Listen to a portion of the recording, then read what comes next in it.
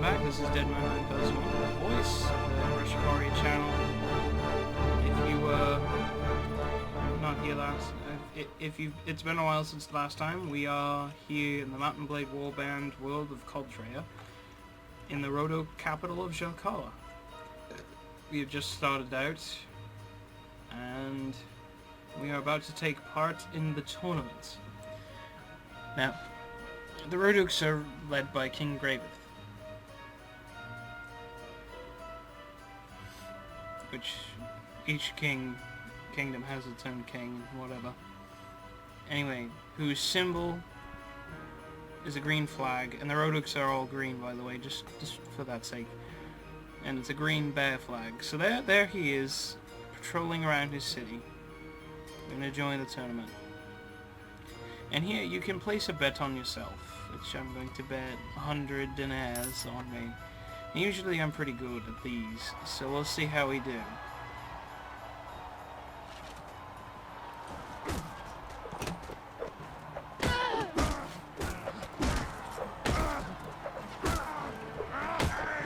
So I like being on horseback.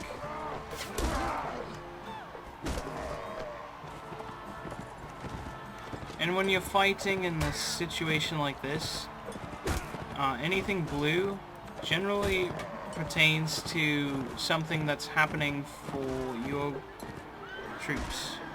Anything yellow is, you know, an increase. If it's blue, that means that someone on your side killed somebody, which is a good thing. You know, you're not in danger of losing the fight. Whenever it's yellow, if it's like an orange color,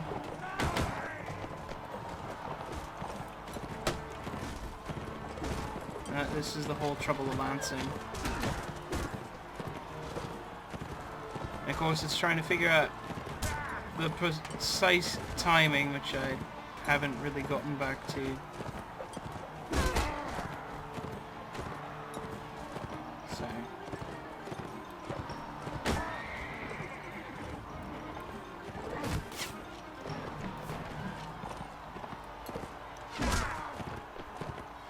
obviously you want to be careful with people that have lances, because they can kill you in an instant.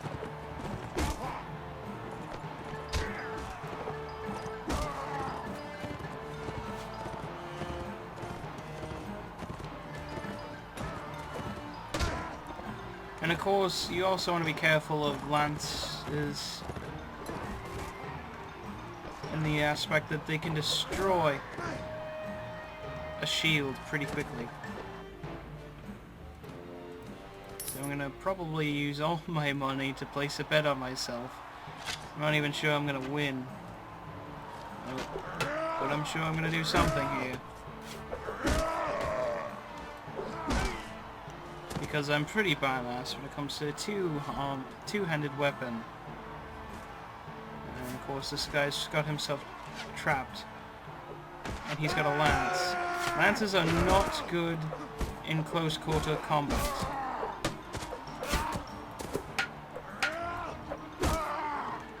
So if you hit the right trigger, oh well, not the right trigger, but the right mouse button, you can block. And the right one, and the left one actually is the one you use to attack. So I don't have any more money to bet.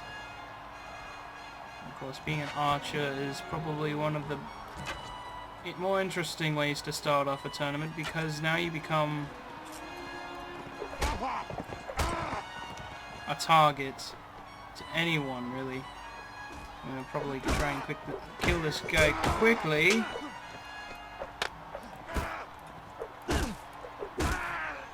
And thank you for my teammate. And to equip any weapon you've enemies holding around, you click F.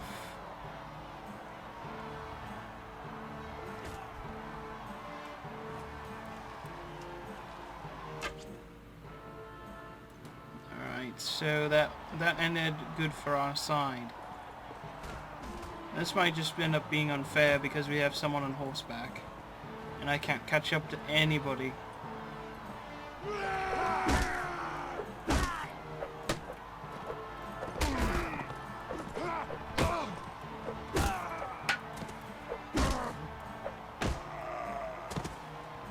Right, so one last go as we are in the final. And of course the cool thing during tournaments is that your proficiencies increase. Where is he? He's right there.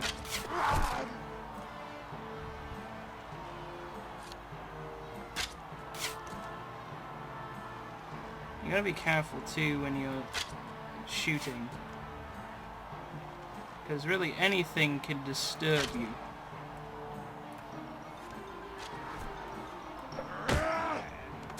The Red Oaks are pretty good all-around scrimmages, so we earn quite a bit of money now. We can visit the castle. Every time you fight in a tournament or do anything good for the guildmaster, you increase your reputation with the city. Doesn't matter with your reputation with the Lord or not. Anyway, so we have our 5 people, and right now we have me who would level up. So we'll show you the level up. For yourself personally, you have to click on the character screen, and this will pop up with looking at level 2, and you have skill points, weapons, and attribute points to use. Usually one of each, so I'm going to increase my charisma again. Now I should probably do something here. I might increase the tactics or the surgery. Some of those. I think I'll quickly go for engineering, because sieging is an awesome thing to do. And if you have a high enough level early on, then you don't have to worry about it too much when it comes time to actually do the siege. So there I'm increasing my crossbow skills before we visit the tavern. Now, if you're worried about money and income, the arena is a good place to go to, and we'll show you that in another episode most likely.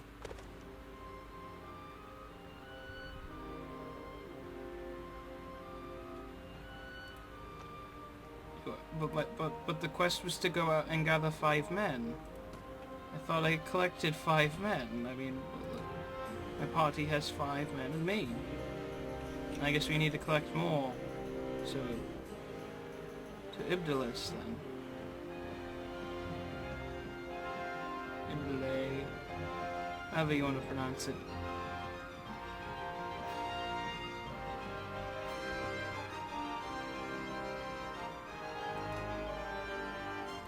So 3 Rodu tribesmen willing to join us. Back to Jelkala we go.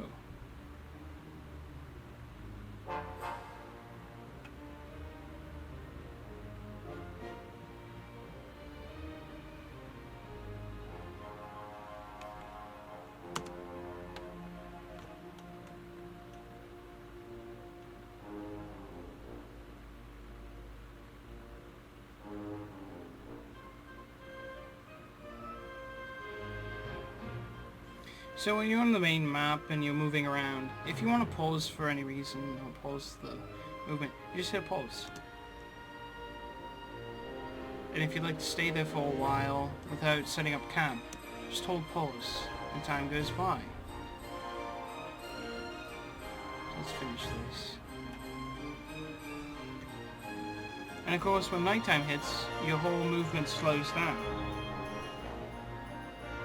There's a tavern. And he's back here still.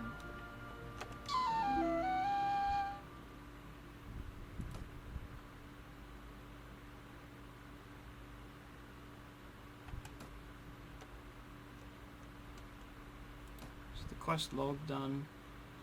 We have a new quest. Where is he?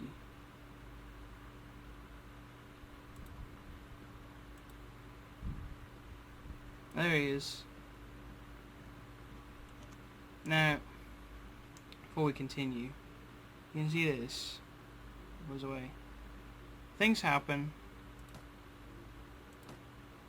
So when you click the notes of recent messages. So these will pop out usually on the bottom left side like you just saw. So it looks like someone,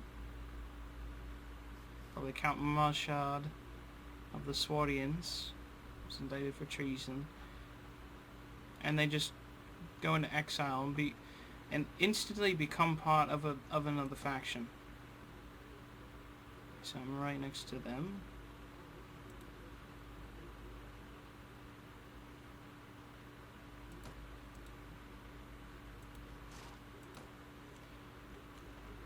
So day fighting and night fighting can be two separate beasts altogether. But here's the typical battlefield.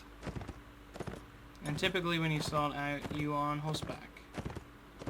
At least I've noticed. I haven't been on horseback. I've never played it when you're not. Maybe if you're not the richest of people. But being on horseback is definitely a challenge when you're in a battlefield against people that are on horseback.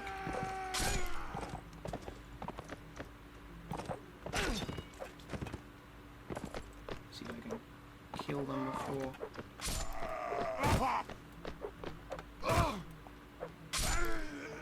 And I did, well before they even got over here.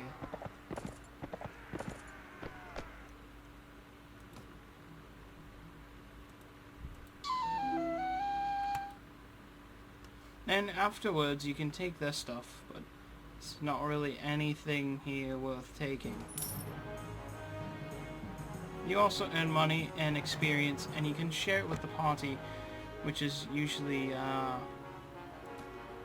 earned when you have any training skill. Or a higher amount of that shared XP will go when you're the leader with training. Anyway, so off to the kidnappers' hideout. A little slowly now because we have nighttime slowing us down. So it gives you the chance to attack the hideout or just not attack it, but anytime you attack a hideout you won't be able to use your horses. This tends to be a little bit of a slower battle.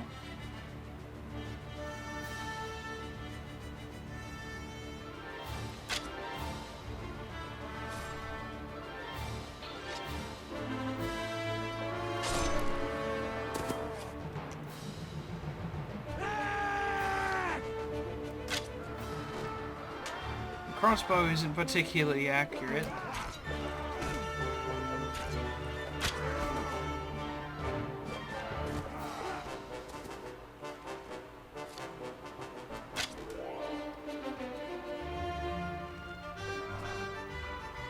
Every time you move too, it lowers or it makes you have to do this loading process again.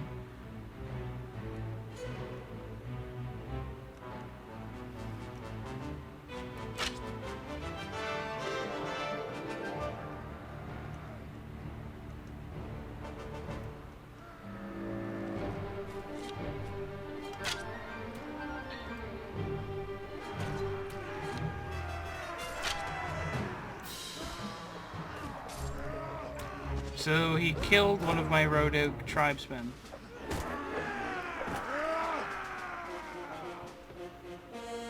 And to leave a battle, at any point you hit tab, but to leave at the end is when you hit tab, but this just automatically does it.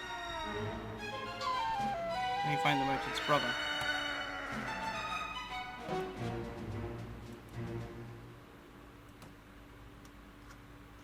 And of course, whenever you attack one of these,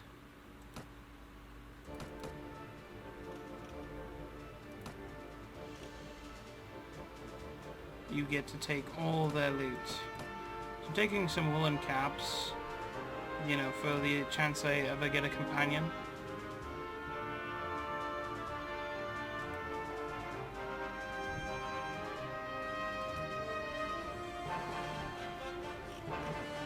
And now my party members are ready to upgrade. Now, I love Road Oak crossbowmen. I'll get a spearman in there as well. I'll probably change quite a bit of them as spearmen.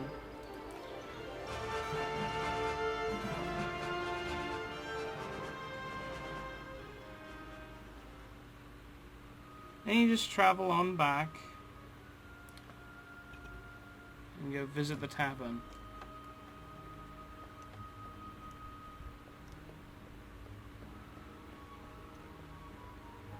Wandering troubadours and bards we'll talk about in a future episode when we come up to them. So it seems after returning his brother, he wants more, and the bandits have an ally to the captain of the watch, which is pretty bad. So it sounds like we want to get rid of this guy by bringing him to King Graveth, but to do that we need to capture him. So he plans on waiting for the guards to not be here, so he can have a little army to battle. So he wants me to lead my men, or lead his men. But for Merchant of Jelkala, then sure, we'll just do it.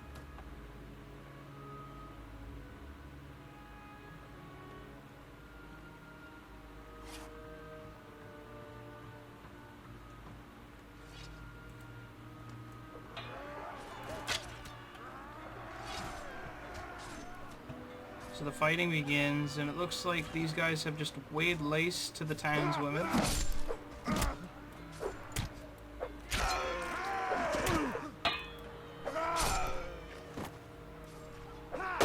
Shields also have an endurance level to them, so don't rely to them too much, or else you'll have quite a hard time. So if you see an orange thing down there, that just means that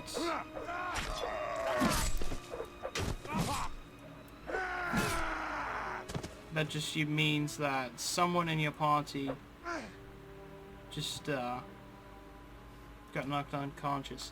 When it's red, that means they just died.